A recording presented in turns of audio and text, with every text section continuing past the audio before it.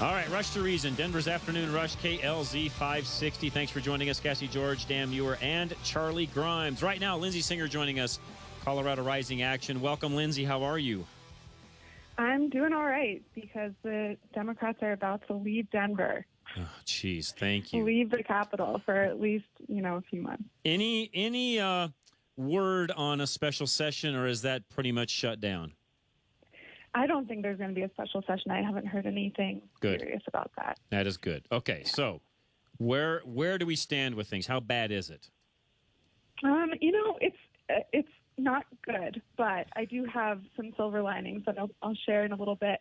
But I did want to, we've been talking about all of the tax increases that we're going to see on the ballot this coming November. I think we've talked about that before. There's they're going to try to take TABOR refunds permanently. There's going to be a sports betting tax and maybe a tobacco tax, which we can talk about in a second. But what was interesting this week is there was also supposed to be a bonding measure for fixing roads and bridges, and it's dedicated funding. It was going to be like $2.3 billion.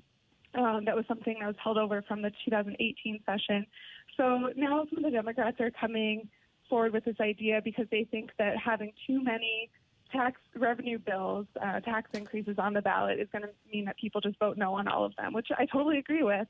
So they're deciding to take off that dedicated transportation funding. The only one we could really use.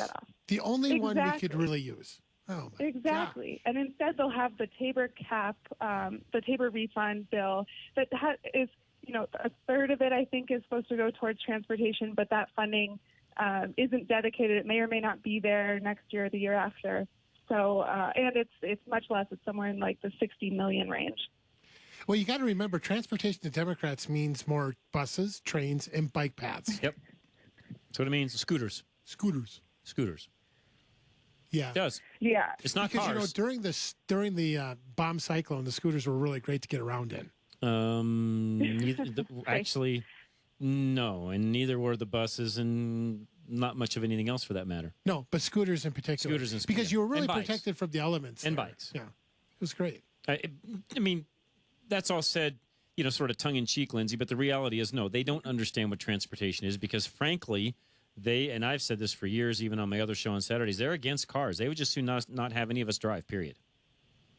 Yeah, and so that's one issue, but the big thing here that they're actually trying to do, and it's disguised with this talk about, transportation funding, infrastructure funding, is they're trying to gut the Taxpayers' Bill of Rights, which I've talked about many times. I think is the most important thing that we have here in Colorado that's holding, making our economy as good as it is and holding our elected officials to some sort of accountability. Yeah, no, it needs to stand. Is that something that's going to be on the ballot, or do you know yet? That'll be on the ballot. It still needs to be signed by Governor Polis, but I believe that'll happen. Oh, he would sign pretty that for soon, sure. And then it'll be on the ballot this November. Got it. Okay. Yeah. In fact, we just got done watching the young gentleman up in Fort Morgan ask Governor Polis, or basically say a lot of things to Governor Polis, which was interesting, all about SB 181 and the red flag laws and just kind of went through the list of things that have happened under his watch. And frankly, this particular young gentleman, which I agree with him wholeheartedly, said that you're being a governor for Boulder, but not a governor for the rest of the state. And, of course, Polis, when he gets the mic and starts talking back to this young man, really had nothing to say and had nothing to respond to him about any of the things that he has said. He starts into talking about how everybody's going to have free all-day kindergarten. Nobody cares about that. Well, not only that, it's completely condescending to that kid. He was. Totally. Well, this is a great civics lesson. Good for that kid. Good for him. Yeah, good. The kid did a great job. And again, Lindsey, I'm struggling with, first of all, I know why the left thinks we need all-day kindergarten, because they can indoctrinate more young children if they have them all day. But is that really something that's pressing that the majority of Coloradans feel is a benefit to them personally? And I would have to say that most of them, by and large, are going to say they don't care one way or the other. Yeah, I'd probably agree with that. It'd be interesting to see some polling on it, which I haven't. But the people who I've talked to who have kindergarten-age kids are like, well, okay, yeah, I'll use it. This wasn't a huge issue for me before, but I'll use it because it's there. Yeah, and I think that's how most of them would look at it. I'll use it if it's there, but if it's not, we'll figure things out. And a lot of people can still do all-day kindergarten. They just can't do it through certain schools. They have to go out and do it on their own, which, frankly, that's who cares? And something I don't know, maybe one of you can help me with this. Is kindergarten a required class in Colorado, or can a kid just start first grade? Anybody know? I have no idea. Don't think it's a great question. Because in a lot of states, kindergarten is not required. I'd like to know in Colorado if it is. Because here's the deal, the way I look at it, Lindsey. If it's not required, why are we offering free full-day kindergarten if it's not even required?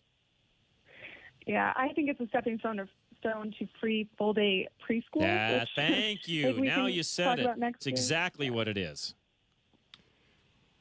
Yeah, it's required in Colorado. Colorado does require kindergarten. It's one of 19 states that require it. Okay, and I was right. Not everyone does, but Colorado's one of the states that requires it. But you're right, Lindsey. It's just a stepping stone to get to preschool, where we can then even indoctrinate the kids even more, faster. Yeah. That's what it boils down to. You're absolutely right. And if you ever read Jonah Goldberg's Liberal Fascism, he really goes into where that all started and where it came from and why it's named kindergarten. Really? Yes, and it's fascinating. German. It's very German. It's a very German concept of pulling your kids away from the parents. Let's indoctrinate early. Yep, and having the state raise your kids. The reality is, we all know this, and Lindsey, you're way younger than I am, but the fact of the matter is, what do you remember learning in kindergarten? And again, Lindsey, you're much younger than I, so is Cassie. Do either one of you remember learning anything from kindergarten? Jeez, no. I have a notoriously bad memory that my family points out a lot, so I barely remember anything. But what I do remember is more like playing on the playground, playing with my friends, not so much the classroom learning. Joe, Charlie remembered how to tie his shoes in kindergarten. So there you go, tie your shoes. Now, that does a lot with things later in life, but it is something that's very important, right? I mean, couldn't learn that one at home. My point is, I don't even know why as a state we require it. To me, it's unnecessary. You don't need kindergarten. Yeah, well, I think it was Jared Polis came out. It was his biggest priority. Yep. He got it through. Yep. He can call it a win. I do think it split the Democrats a little at the beginning, but not enough to have any real impact. But so I think he's going to be able to count that as a win and move on to next session. And we've seen Polis. I think the last years of having Governor Hickenlooper, we got kind of used to not hearing from the governor that much during the legislative session. And this is a whole different governor for Colorado now. One thing that is a win today, and I'm guessing you probably already saw this and read this, but the vaccination bill died today? Yep, I saw that. That's officially dead. So that's good. That was actually, I feel it's good, because most of what was wanted in there was just a bunch of nonsense and took away parental rights and did things that it didn't need to do. Whether you're for or against vaccinations, that's really not even what the bill was about. This really was just demanding people do things from a state, which, frankly, I don't believe is the state's position to be able to do that. Yeah, and hundreds of people showed up, I think, for every time this bill had a hearing. Again, there were I think at least 100 or 200 people at the Capitol to testify. So it got a lot of attention from families and people across the state. Well said. Well said. All right. Anything else, Lindsey, that we need to watch out for? And what happens after these after this legislation or this legislative session is over? What do we need to look out for next? Yeah, so a couple more just positive things I want to highlight. The tobacco tax hasn't died yet, but it is not getting the support that the Democrats, I think, assumed that it would. Okay. It barely made it through the House. There's a chance that it'll die in the Senate. So that's still to be determined in the next 24 or 30 hours, whatever we have. I just want to point out that we did manage to kill the safe injection sites in Denver, death penalty repeal, the public option pilot was dead. So just, a little bit of positivity in all of it, and collective bargaining for state employees. Good. Yeah, any little bit helps. We'll take any good news we can take right now. That is good. Yeah. Yep. Well said. But so the fight isn't over. There's going to be some tax increases on the ballot statewide, not to mention what everyone sees from their municipalities. So we'll be talking about that a lot. Hope to keep you guys updated. And perfect. We'll stay in contact. Sounds great. Thanks, Lindsey. Appreciate it very much. Colorado Rising Action. Have a great week. Thanks, Lindsey. Thank you. All right, take care. We'll do this. We'll come right back. Affordable Interest Mortgage is coming up.